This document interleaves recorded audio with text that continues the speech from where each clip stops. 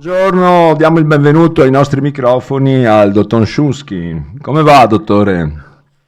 Bene, un saluto a tutti, bene, bene, ho smesso anche di piovere qui oggi, quindi è una bella, si avvicina una bella serata. Per il resto non mi lamento, dai. Deve correre adesso. Devo correre, sì. Un Allora, saluto ai... allora, quello che le chiediamo è di capire intanto, prima di tutto, quando sarà, lei è candidato, ripetiamo per quelli che non lo sanno, con la sua lista che si chiama Resistere, al Consiglio regionale, come Presidente del Consiglio regionale, come governatore, si dice adesso, no, del Veneto. Impropriamente, ma si dice governatore. Governatore, Che saranno. ecco, esatto.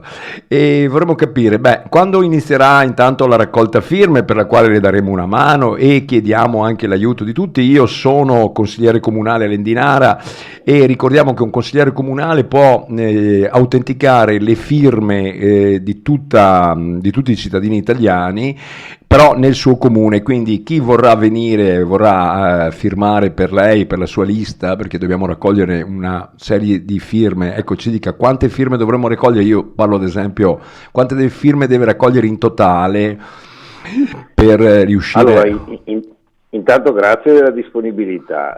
Chiaramente dobbiamo raccogliere le firme, saranno circa 16.000 in tutto il Veneto, più o meno 2.500 per le province più popolose, 1.700 per Belluno e Rovigo che hanno meno popolazione. Certo. E c'è un unico inghippo che, pur essendo certo che più in là del 23 di novembre non possono essere le elezioni, ancora non c'è l'indizione ufficiale che fa scattare la possibilità di raccolta autentica delle firme.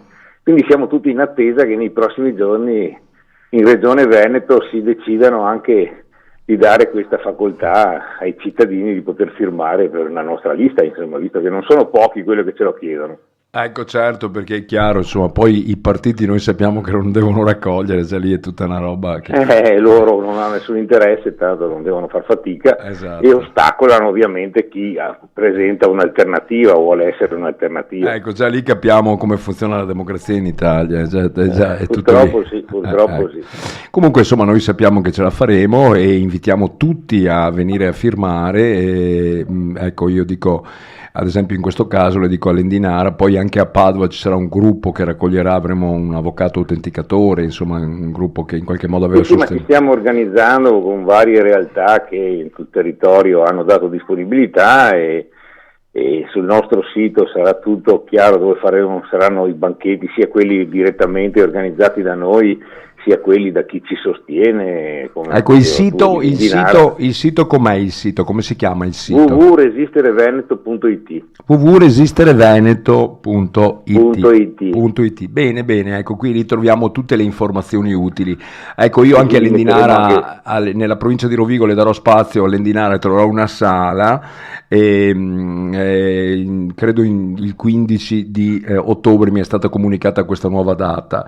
Bene, un'altra cosa, dopo, insomma, le tematiche, noi sappiamo quali sono le tematiche, no? Tematiche che... Partiamo dalla sanità, che è quello che mi chiede di più la gente in tutti questi miei tour per il Veneto, alla salute con una visione un po' diversa da quella della sanità ufficiale, insomma, di Zaia, che si presentava certo, con la mascherina e il vaccinato, e alla tutela reale della salute, certo. Meno insomma stimoli delle grandi case farmaceutiche e di interessi economici che purtroppo nulla hanno a che fare con la salute. Certo. Dopo noi io sono presidente di un'associazione che si occupa di trasfusioni, anche lì il principio di precauzione è fondamentale, le chiederemo appunto di sostenere anche questa tesi, nel senso che chi va a farsi una trasfusione che non si è vaccinato abbia diritto ad avere un sangue che è sicuro, insomma, perché qui non ci sono studi che ti dicono, a parte gli studi giapponesi che dicono che evidenziano delle criticità, insomma, nell'utilizzare il sangue dei vaccinati. Le criticità, guarda, lo dico io che seguo con vari gruppi nazionali e internazionali, gruppi di colleghi,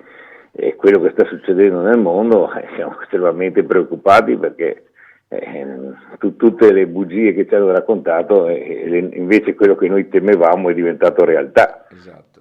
Sì, Quindi senza allarmare nessuno bisogna porre attenzione, mettere tutte le iniziative che tutelino la persona, come è un diritto costituzionale e naturale, e quindi faremo di tutto per introdurre questo, dico già da subito che anche noi apriremo anche alla medicina alternativa, cioè non solo a quella che è attualmente considerata la scienza, tra virgolette, certo, ma certo. medicine che hanno anche più anzianità, Che hanno migliaia, di esatto, che hanno migliaia e di migliaia anni. di anni di storia, insomma, ecco, Esatto, ecco. quindi insomma.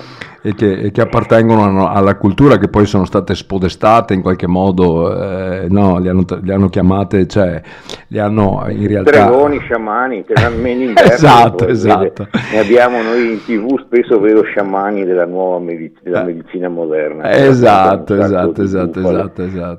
Vedo che però fanno sempre più fatica, e comunque dall'America vedo che sta arrivando una nuova aria, no? Vediamo anche l'amministrazione sì. Kennedy, cioè lì No, ma guarda, io leggevo l'altro giorno sempre nel nostro gruppo con qualche collega che, cioè, pensate che contro Kennedy, che sta facendo un lavoro incredibile, ma non con settarialità, fa un lavoro per la verità, cioè non è mica possibile che tutte le associazioni che dicono che bisogna vaccinare di tutto, per di più, prendano una valanga di soldi e di sovvenzioni da quelli che producono i vaccini.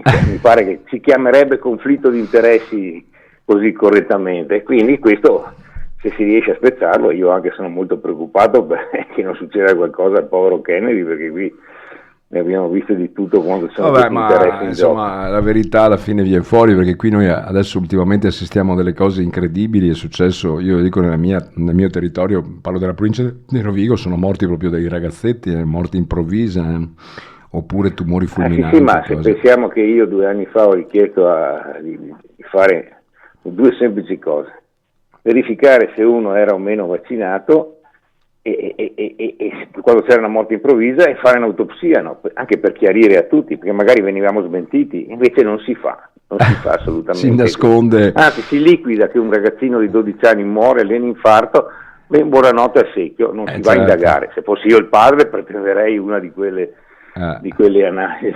Sì, beh, io le dico, io ho intervistato per dirti Barbaro, che è un cardiologo, dottor Barbaro, ecco, è fenomenale Barbaro. Ecco, io l'ho intervistato, ci conosciamo, eccetera, ci siamo conosciuti a Roma all'incontro quando abbiamo fatto venire giù, no, dall'America proprio personaggi. No, e Robert Malone, eccetera, e lui mi ha detto che lui ha un'esperienza di 40 anni in ospedale come cardiologo, che non aveva mai visto bambini di 7-8 anni morire di infarto, insomma, cose... ma chiamiamolo infarto, ma morte improvvisa, perché purtroppo il danno miocarditico, il danno post-spike è quello, crea una situazione che è pro-aritmogena. Dico, io sono in una chat con Barbaro, ci scambiamo informazioni. Ecco, quindi lei per noi, lo conosce meglio di me, certo. No, ma le dico, anche sul discorso poi sul fronte dei vaccini pediatrici abbiamo delle grosse criticità, perché dalla farmacovigilanza che è uscita in Puglia, farmacovigilanza attiva, e dalle analisi di questi dati fatti da Donzelli e Bellavite è risultato che poi sono state comunque diluite dall'EMA nelle varie regioni, insomma è stato contraffatta un po' la questione, però risulta che noi in Italia abbiamo un bambino con reazioni gravi avverse ogni 25 bambini vaccinati, quindi anche qui bisognerà iniziare a tirare sulla testa. Che è in aumento rispetto al passato. E abbiamo superato gli americani. Ce n'erano meno, non c'era l'obbligo, non c'era la simultaneità, esatto. Tutte queste belle cose. Abbiamo superato gli americani. Noi sappiamo che in Europa ci sono una ventina di paesi che non hanno nessun obbligo e per i quali non abbiamo visto nessuna strage di morbillo, come si viene paventato, ci diceva la Lorenzini, la nota individuo. Sì. Bene dottore, allora noi andiamo avanti e ci terremo in contatto su questa cosa, perché insomma puntiamo su di lei, sappiamo che lei può fare la differenza e invitiamo tutti a sostenerla. Incontri notevoli, veramente le riunioni ovunque andiamo sono partecipate, la gente si iscrive. C'è gente, anche ieri sera che ero a San Martino con Albergo, che ha detto sono tornato a prendere il certificato elettorale perché dopo svariati anni tornerò a votare, quindi sono segnali molto incoraggianti. Certo. Se Poi ci lasciano raccogliere le firme credo che ne vedremo delle belle. Certo, sicuramente dobbiamo agire, poi ci sono altri fronti che ne parleremo magari in altri incontri. Io la ringrazio e comunque ci teniamo in contatto e man mano accenneremo a queste cose. Invitiamo insieme a andare a vedere appunto il sito di Resistere, www.resistereveneto.it, dove possono trovare tutte le informazioni utili, e speriamo che insomma esca questa raccolta firme e iniziamo con questa raccolta in maniera tale che da poterla sostenere fino in fondo. Certo. A tornata elettorale. Grazie. La ringrazio per il suo impegno. Uno struccone a tutti. Certo, la ringrazio per il suo impegno e le auguro una buona serata. Grazie. A lei, buona serata, grazie.